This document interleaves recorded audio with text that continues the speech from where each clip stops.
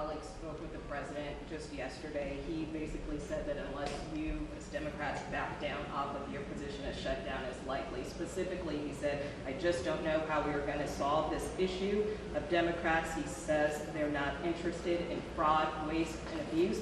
And then with respect to health care, he says that basically it's got to address immigration and border-related matters.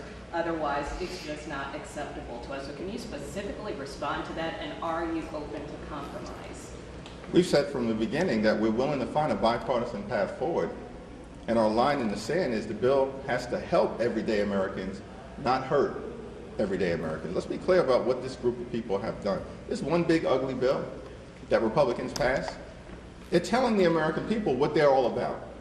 Largest cut to Medicaid in American history, ripping food from the mouths of hungry children, hungry seniors, and hungry veterans, and they did all of that to reward their billionaire donors with massive tax breaks. That's what Republicans have been all about in terms of governing this year. And we're not down with any of that. It's not complicated. So our view is, yeah, we'll find a bipartisan path forward to meet the needs of the American people, starting with health care and lowering the high cost of living, because we're in a health care crisis right now.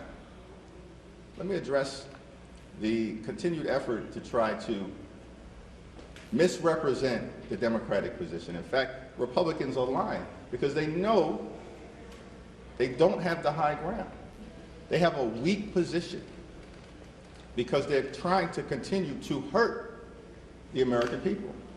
Federal law prohibits the expenditure of taxpayer dollars on providing health care to undocumented immigrants. Nowhere have Democrats suggested that we're interested in changing federal law.